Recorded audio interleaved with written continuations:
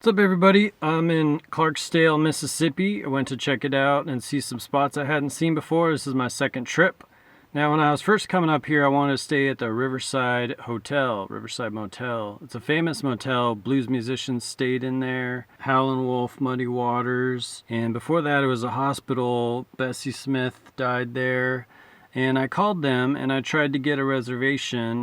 Nobody answered the phone, so I didn't end up staying there. So I ended up staying at the Shack Up Inn. Shack Up Inn is a bunch of repurposed shacks, so you could stay in them. They've taken them from around the surrounding area and they put them all together and made them up so you can, spend the night in them with some air conditioning and hopefully not too much bugs inside. There was a spider in the sink. But one of the big perks about it was hanging out on the porch, so I definitely did that and relaxed until the nighttime when I tried to do it again, and then I got bit by a mosquito and I gave up on that. But first thing I did was I went to Abe's, which is a famous barbecue spot. It's been there since 1924 by a Lebanese immigrant, and it's well known. And I got the rib tips, and they were probably the best rib tips I've had. Later on, I went up to Red's Lounge, one of the few juke joints left in Mississippi. Terry Harmonica Bean was playing.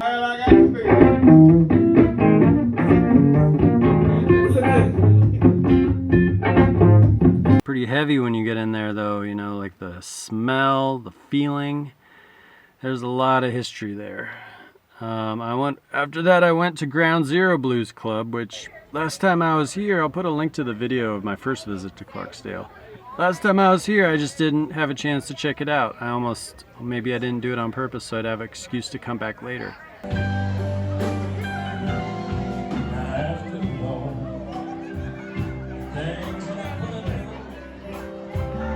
Kind of gave me a pretty strong Memphis vibe, and Morgan Freeman is known for the dude who owns it. So that was my second trip to Clarksdale. It's getting really hot now. I'm sweating in my truck. I need to start it up and get going. One of the places I visited coming up here was Dockery Farms, the famous Dockery Farms, which is kind of the real ground zero for the blues. The guys all learned from each other, Robert Johnson and Charlie Patton. He was one of the real originators. And so I've been learning all about that and getting very interested in the history of the blues. And on my way out of Clarksdale today, I'm going to go to Tutwiler, where the location, it's not too far, it's like 15 miles. The location where W.C. Handy saw the blues for the first time. Just some random guy was playing guitar with a slide, using a knife as a slide, I believe.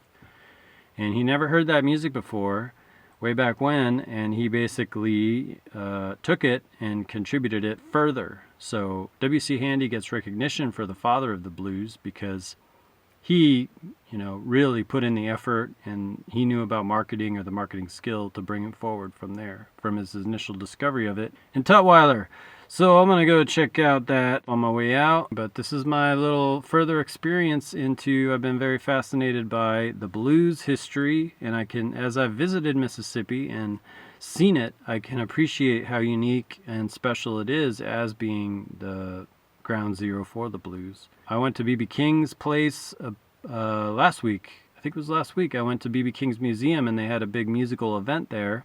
But inside, I learned that the blues music, big emphasis on that came from when the African Americans were working in the fields.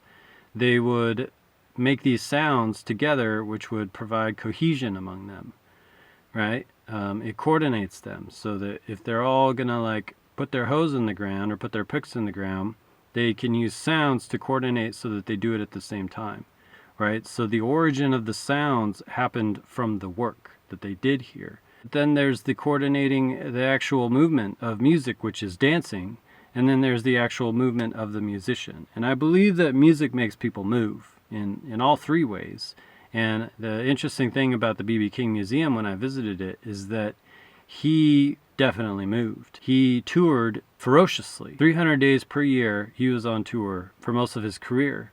And that got me very fascinated and interesting about one of the characteristics of B.B. King, because he went beyond the town where he was from, and he was known internationally, which is one of the amazing things about the going to these small Mississippi towns that are not kind of falling apart, they're struggling. And then about these famous people who were there who transcended beyond the town and got beyond the town, got beyond Mississippi. And, in B.B. King's case, he became international. But you got to think that it was the music that made him travel and do that. And many of these artists actually left Mississippi. We know how many went up to Chicago, St. Louis, Kansas City, up the East Coast.